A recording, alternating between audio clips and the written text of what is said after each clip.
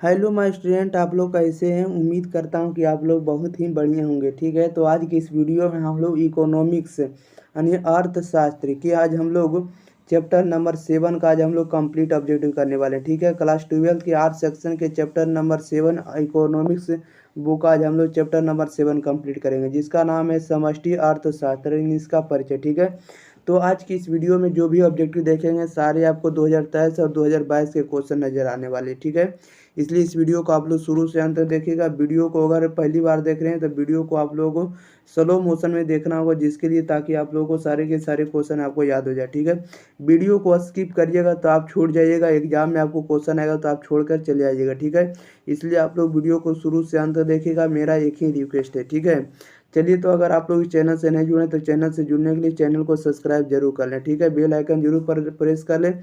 और आप लोगों को इसके PDF Telegram channel exam pre पर अपलोड कर दिया था, जिसके लिए लिंक आप लोगों को डिस्क्रिप्शन में मिल जाएगा। ओके, आप लोगों को प्रत्येक क्वेश्चन को 3 से 4 सेकंड के अंदर आप लोगों को आंसर देना है। ठीक है, कमेंट बॉक्स के अंदर आप लोगों को आंसर बताना है ABC करके। ठीक है, या तो आप आंसर ही लिख कर बता सकते हैं। ओके, चलिए, तो हम लोग स्टार्ट करते हैं क्वेश्चन नंबर 1 की ओर। क्वेश्चन नंबर 1 में कह रहा है कि अतिरेक मांग होने के लिए निम्नलिखित में कौन से कारण है, बताइएगा। अतिरेक मांग होने के लिए निम्नलिखित में से कौन से कारक है। तो अतिरेक मांग होने के लिए निम्नलिखित में से कौन से कारक है, तो दोनों कारक है। ठीक है, ऑप्शन नंबर ए भी हो जाएगा और ऑप्शन नंबर बी भी हो जाएगा। ए नंबर में कह रहा है कि सार्वजनिक व्यय में वृद्धि भी होना चाहिए और मुद्रा की पूर्ति में वृद्धि। ठीक है, इसलिए इसका जो राइट आंसर हो जाएगा ऑप्शन नंबर बी हो जाएगा, ए और बी दोनों। क्वेश्चन नंबर 2 में कह रहा है कि general theory of employment interest and money नामक पुस्तक के लेखक कौन है, बताइएगा। कह रहा है general theory of employment interest and money नामक पुस्तक के लेखक कौन है। तो इनके जो लेखक है आपको J.M. किन्स है। कौन है, J.M. किन्स है। ऑप्शन नंबर बी इधर राइट आंसर हो जाएगा। देखिएगा क्वेश्चन नंबर 3 की ओर। 3 नंबर में कह रहा है कि निम्नांकित में से कौन सा कथन सत्य है, बताइएगा। निम्नांकित में से कौन सा कथन सत्य है। तो ऑप्शन नंबर डी वाला कथन सत्य है, यानी पूर्ति लोच की माप की 2 इकाइयाँ। ओके, ऑप्शन नंबर डी हो जाएगा, पूर्ति लोच की माप की 2 विधियाँ। ओके, सही राइट आंसर हो जाएगा। 4 में कह रहा आधुनिक समष्टि अर्थशास्त्र का जनक किसे माना जाता है, बताइएगा। आधुनिक समष्टि अर्थशास्त्र का जनक किसे माना जाता है। आधुनिक समष्टि अर्थशास्त्र का जनक किसे माना जाता है, तो J.M. किन्स को माना जाता है। ऑप्शन नंबर सीधा राइट आंसर हो जाएगा। बढ़ते हैं क्वेश्चन नंबर हम लोग 5 नंबर पे। देखिएगा 5 नंबर में क्या करा है। 5 नंबर में जैसा कि आप लोग देख रहे हैं, कह रहा है कि समग्र का अध्ययन निम्न में से किससे संबंधित है, बताइएगा। समग्र का अध्ययन निम्न में से किससे संबंधित होता है, तो व्यापार या समष्टि अर्थशास्त्र से। ऑप्शन नंबर बी हो जाएगा, व्यापक या समष्टि अर्थशास्त्र से। ओके, क्वेश्चन नंबर 6 में कह रहा है केंद्र सरकार द्वारा प्रदत्त ऋणों की वसूली क्या है, बताइएगा। केंद्र सरकार द्वारा प्रदत्त ऋणों की वसूली क्या है, तो पूंजीगत प्राप्तियां। ऑप्शन नंबर बी इधर राइट आंसर हो जाएगा, पूंजीगत प्राप्तियां। क्वेश्चन नंबर हम लोग बढ़ते हैं 7 नंबर की ओर। 7 नंबर में कह रहा है कि अन्य बातें सामान्य रही तो करों में कटौती से उपभोग में क्या होता है, बताइएगा। अन्य बातें सामान्य रही तो करों में कटौती से उपभोग में क्या होता है, तो उपभोग में क्या होता है, इसका राइट आंसर बताना है। तो उपभोग में वृद्धि होगा, ऑप्शन नंबर इधर राइट आंसर हो जाएगा।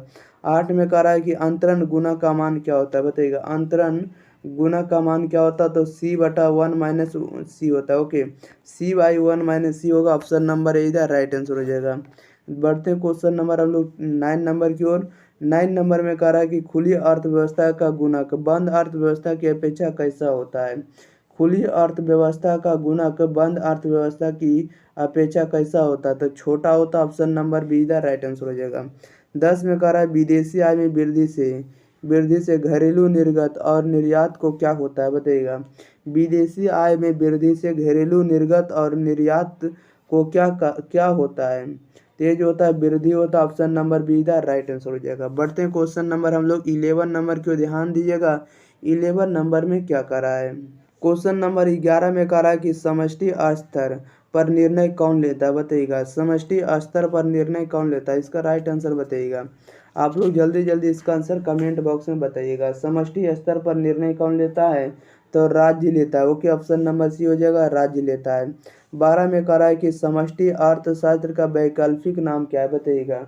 समष्टि अर्थशास्त्र का वैकल्पिक नाम क्या होता है? तो इसका वैकल्पिक नाम आय सिद्धांत होता है। ऑप्शन नंबर ए इधर राइट आंसर हो जाएगा। 13 में कह रहा है कि समष्टि अर्थशास्त्र का संबंध है, बताइएगा समष्टि अर्थशास्त्र का संबंध है तो किन से है? तो ऑप्शन नंबर डी हो जाएगा इन सभी से। ए नंबर में कह रहा है कीमत स्तर से होगा, बी में कह रहा है राष्ट्रीय स्तर पर उत्पादन से भी होगा, रोजगार स्तर से भी होगा। इसलिए समष्टि स्तर का संबंध तीनों से, इसलिए इसका right answer option number D हो जाएगा, इनमें से सभी से। ठीक है, बढ़ते हैं क्वेश्चन नंबर हम लोग 14 नंबर में। देखिएगा क्वेश्चन नंबर 14 में क्या करा है। क्वेश्चन नंबर 14 में करा आर्थिक महामंदी काल की अवधि थी, बताइएगा आर्थिक महामंदी काल की अवधि क्या थी? तो महामंदी जो आया था 1929 से 1932 के बीच आया था। ऑप्शन नंबर बी इधर राइट आंसर हो जाएगा। 15 में कह रहा है कि रोजगार सिद्धांत का संबंध है, बताइएगा रोजगार सिद्धांत का संबंध किसे है? तो समष्टि अर्थशास्त्र से। ऑप्शन नंबर सी इधर राइट आंसर हो जाएगा। 16 में कह रहा है कि 16 में कह रहा है the general theory of income and employment money and interest का इंटरेस्ट प्रकाश में आई, बताइएगा ये जो आपको आया है कब प्रकाश में? ये आपका बुक का नाम है। ठीक है, the general theory of income and employment money and interest प्रकाश में आई, कब प्रकाशित हुई है? तो ये हुआ है आपको 1936 में, वर्ष 1936। ऑप्शन नंबर सी इधर राइट आंसर हो जाएगा। बढ़ते क्वेश्चन नंबर हम लोग 17 नंबर में। 17 नंबर में कह रहा है कि रोजगार ब्याज और मुद्रा का सामान्य सिद्धांत नामक पुस्तक के लेखक हैं, बताइएगा रोजगार ब्याज और मुद्रा का सामान्य सिद्धांत नामक पुस्तक के लेखक कौन है? तो इनके पुस्तक के लेखक आपको केन से। ऑप्शन नंबर इधर राइट आंसर हो जाएगा। 18 में कह रहा है समष्टि अर्थशास्त्र के अंतर्गत निम्न में किसका अध्ययन किया जाता है? समष्टि अर्थशास्त्र के अंतर्गत निम्न में से किसका अध्ययन किया जाता है? तो हम लोग इसके अंतर्गत राष्ट्रीय आय का भी अध्ययन करते हैं, पूर्ण रोजगार का भी अध्ययन करते हैं, कुल उत्पादन का भी अध्ययन करते हैं। इसलिए ऑप्शन नंबर डी हो जाएगा, इनमें से सभी है या उपरोक्त सभी। ठीक है, 19 में कह रहा है कि चक्रीय प्रवाह में शामिल है, बताइएगा चक्रीय प्रवाह में क्या शामिल होते हैं? तो चक्रीय प्रवाह में आपको वास्तविक प्रवाह भी शामिल होता है और मौद्रिक प्रवाह भी शामिल होता है। इसलिए ऑप्शन नंबर सी हो जाएगा राइट आंसर, ए और बी दोनों। ठीक है, बढ़ते हैं क्वेश्चन नंबर हम लोग 20 नंबर की ओर देखेगा। 20 नंबर में क्या कर रहा है? 20 नंबर में कह रहा है कि चक्रीय प्रवाह के निम्न में से कौन सा प्रकार है, बताइएगा चक्रीय प्रवाह के निम्न में से कौन सा प्रवाह है? चक्रीय प्रवाह के निम्न में से कौन सा प्रकार है? तो ये जो प्रकार है आपको वास्तविक प्रवाह और मौद्रिक प्रवाह दोनों प्रवाह है। ठीक है, इसलिए ऑप्शन नंबर सी हो जाएगा इसका राइट आंसर, ए और बी दोनों। ठीक है, याद रखिएगा। 21 नंबर में कह रहा है कि आय की 4 क्षेत्रीय अर्थव्यवस्था के चक्रीय प्रवाह के संतुलन के लिए शर्त निम्न में से कौन सी है? बताइएगा आय की 4 क्षेत्रीय अर्थव्यवस्था के चक्रीय प्रवाह के संतुलन के लिए शर्त निम्न में से कौन सी है? बताइएगा। तो ये जो आपको है ऑप्शन नंबर बी हो जाएगा, सी प्लस आई प्लस जी प्लस एक्स माइनस एम। ठीक है, सी प्लस आई प्लस जी प्लस एक्स माइनस एम। ठीक है, याद रखिएगा option number be the right answer हो जाएगा। 22 में कह रहा कि व्यापार घाटे से अभिप्राय, बताइएगा व्यापार घाटे से क्या अभिप्राय है? तो व्यापार घाटे से अभिप्राय यह है कि आयात के निर्यात पर अधिकता। ओके, ऑप्शन नंबर बी हो जाएगा, आयात के निर्यात पर अधिकता। Okay, option number B right answer हो जाएगा। बढ़ते हैं क्वेश्चन नंबर हम लोग सीधे 23 नंबर में। 23 नंबर में देखिएगा क्या कह रहा है कि बचत प्रवृत्ति जिस परिवर्तन के बारे में बताती है वह है, बताइएगा बचत प्रवृत्ति जिस परिवर्तन के बारे में बताती है वह क्या है? तो आय के कारण बचत में परिवर्तन। ऑप्शन नंबर इधर राइट आंसर हो जाएगा, आय के कारण बचत में परिवर्तन। क्वेश्चन नंबर 24 में कह रहा है कि समष्टि अर्थशास्त्र का अध्ययन करता है, बताइएगा समष्टि अर्थशास्त्र अध्ययन करता है, किसका अध्ययन करता है? इसका राइट आंसर बताइएगा समष्टि अर्थशास्त्र किसका अध्ययन करता है? तो option number D right answer हो जाएगा, इनमें से सभी विषयों का। ठीक है, ए नंबर में कह रहा है कि अर्थ व्यवस्था के यौगिक चरों जैसे राष्ट्रीय आय तथा राष्ट्रीय आय का। ठीक है, बी में कह रहा है संपूर्ण अर्थव्यवस्था से संबंधित समस्याओं बेरोजगारी मूल्य वृद्धि का। ऑप्शन नंबर सी में कह रहा है संपूर्ण समाज में उत्पादन एवं आय के वितरण का। यानी हम लोग इन सभी का क्या करते हैं? समष्टि अर्थशास्त्र में इसका अध्ययन करते हैं। ठीक है, option number D right answer हो जाएगा इन सभी का। बढ़ते हैं क्वेश्चन नंबर 25 नंबर के देखेगा। 25 नंबर में क्या कर रहा है? 25 नंबर में कह रहा है कि एक देश में विदेशी पूंजी के आगमन से, बताइएगा एक देश में विदेशी पूंजी के आगमन से क्या होता है? एक देश के विदेशी पूंजी के आगमन से क्या होता है? तो निर्यात और उत्पादन में वृद्धि होती है। Okay, option number A the right answer हो जाएगा, निर्यात और उत्पादन में वृद्धि होती है। ओके, बढ़ते हैं क्वेश्चन नंबर हम लोग सीधे 26 नंबर के ध्यान दिएगा। 26 नंबर में क्या करा है, क्वेश्चन नंबर 26 में कह रहा है कि केन्स का अर्थशास्त्र बताइएगा। केन्स का अर्थशास्त्र क्या होता है, तो केन्स का जो अर्थशास्त्र है आपका पूर्ण रोजगार का अर्थशास्त्र है। Option number see the right answer हो जाएगा, पूर्ण रोजगार का अर्थशास्त्र। 27 में कह रहा है सरकार द्वारा दिए गए हस्तांतरण भुगतान है बताइएगा। सरकार द्वारा दिए गए हस्तांतरण भुगतान क्या है, तो ये जो भुगतान आपको राष्ट्रीय आय में सम्मिलित नहीं किए जाते। Option number C right answer हो जाएगा। ओके, राष्ट्रीय आय में सम्मिलित नहीं किए जाते हैं, याद रखिएगा। बढ़ते हैं क्वेश्चन नंबर हम लोग सीधे 28 नंबर में। 28 नंबर में कह रहा है कि निम्न में से कौन आर्थिक मंदी की स्थिति का लक्षण है। निम्न में से कौन आर्थिक मंदी की स्थिति का लक्षण है, इसका राइट आंसर बताइएगा। तो आर्थिक मंदी की स्थिति का जो लक्षण है आपको ऑप्शन नंबर इसका डी हो जाएगा, इनमें से सभी। ए नंबर में कह रहा है रोजगार के स्तर में कमी हो जाए, औसत मूल्य स्तर में कमी हो जाए और उत्पादन में गिरावट आ जाए। ठीक है, तो आपको आर्थिक मंदी का स्थिति लक्षण नजर आने लगता है, इसलिए ऑप्शन नंबर डी हो जाएगा, इनमें से सभी लक्षण है। 29 में कह रहा है कि फर्म क्षेत्र पूंजी बाजार से पूंजी उधार लेता है बताइएगा। कह रहा है कि फर्म क्षेत्र पूंजी बाजार से पूंजी उधार लेता है, इसका राइट आंसर बताना है। तो ये जो उधार लेता है निवेश करने के लिए, ऑप्शन नंबर बी ए इधर राइट आंसर हो जाएगा। ठीक है, क्वेश्चन नंबर 30 में कह रहा है कि एक चतुः क्षेत्रीय या खुली अर्थव्यवस्था में संतुलन की शर्त क्या है बताइएगा। कह रहा है एक चतुः क्षेत्रीय या खुली अर्थव्यवस्था में संतुलन की शर्त क्या है, तो संतुलन की जो शर्त है ऑप्शन नंबर डी हो जाएगा, इनमें से सभी। ए नंबर में कह रहा है बचत प्लस कर प्लस आय बराबर निवेश प्लस सरकारी व्यय प्लस निर्यात। क्वेश्चन बी नंबर में इसका राइट आंसर में कह रहा है कि कुल रिसाव बराबर होता है कुल अंतः क्षेत्रम हो जाएगा। ठीक है, क्षेपण ठीक याद रखिएगा, अंतः क्षेपण। सी में कह रहा है कि समग्र उत्पादन बराबर में समग्र व्यय, याद रखिएगा, ऑप्शन नंबर डी हो जाएगा। बढ़ते हैं क्वेश्चन नंबर हम लोग सीधे 31 नंबर में।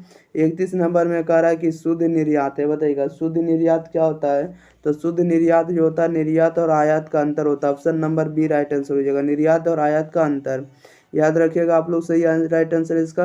क्वेश्चन नंबर 32 में कह रहा है कि निम्न में से कौन सा कथन सही है बताइएगा। निम्न में से कौन सा कथन सत्य है, तो कौन सा कथन सत्य है, तो ऑप्शन नंबर बी वाला सही। ठीक है, गुणक बराबर गुणक के बराबर होता है 1/, सीमांत बचत प्रवृत्ति एमपीएस। ठीक है, गुणांक बराबर होता है 1/, सीमांत बचत प्रवृत्ति, या तो के बराबर हम लोग कह सकते हैं 1/MPS होता है। ओके, याद रखिएगा, ऑप्शन नंबर बी इधर राइट आंसर हो जाएगा। बढ़ते हैं क्वेश्चन नंबर हम लोग 33 नंबर की ओर। 33 नंबर में कह रहा है कि पूर्ति स्वयं मांग का सृजन करती है, यह किसका कथन है बताइएगा। पूर्ति स्वयं मांग का सृजन करती है, यह किसका कथन है, तो यह जो कथन है आपको जेबी से का। ओके, ऑप्शन नंबर डी हो जाएगा, जेबी से का। ओके, क्वेश्चन नंबर 34 में कह रहा है कि केन्स के बचत निवेश विश्लेषण के अनुसार आय रोजगार संतुलन निर्धारण निम्न में से किस बिंदु पर होगा बताइएगा। केन्स के बचत निवेश विश्लेषण के अनुसार आय रोजगार संतुलन निर्धारण निम्न में से किस बिंदु पर होगा, तो ये जो होगा आपको यस बराबर आई पर। ओके, ऑप्शन नंबर सीधा राइट आंसर हो जाएगा। बढ़ते हैं क्वेश्चन नंबर हम लोग 35 नंबर की ओर। 35 नंबर में कह रहा है कि पूर्ति के नियम को निम्न में से कौन सा फलन प्रदर्शित करता है। पूर्ति के नियम को निम्न में से कौन सा फलन प्रदर्शित करता है, तो यस बराबर होता है F/P होता है। ओके, ऑप्शन नंबर सी हो जाएगा, यस बराबर F/P। 36 में कह रहा है निम्न में से किसके अनुसार किसी वस्तु की कीमत मांग एवं पूर्ति की दोनों शक्तियों के द्वारा निर्धारित होती है बताइएगा। निम्न में से किसके अनुसार किसी वस्तु की कीमत मांग एवं पूर्ति की दोनों शक्तियों के द्वारा निर्धारित होती है, तो ये जो बोला था आपको मार्शल ने बोला था। Okay, option number be the right answer हो जाएगा। चलिए, तो इस वीडियो में भी आपको सारे के सारे ऑब्जेक्टिव कंप्लीट हो गया। हम लोग मिलते हैं अगली वीडियो के साथ, तब तक के लिए आप लोग वीडियो को शेयर करें, वीडियो को लाइक करें और वीडियो को दोस्तों के पास जरूर पहुंचाएं। ठीक है, अगर आप लोग चैनल को सब्सक्राइब नहीं किए थे, चैनल को सब्सक्राइब कर दिए, दोस्तों के पास इस वीडियो को जरूर पहुँचाइए ताकि और लोग पढ़ सकें। इसी चैनल पर आप लोगों को सब्जेक्टिव का भी वीडियो प्रोवाइड किया जाएगा। Okay, model set, question bank सारे के सारे इसी चैनल पर आपको अपलोड होगा। ठीक है, thank you for watching this video, धन्यवाद।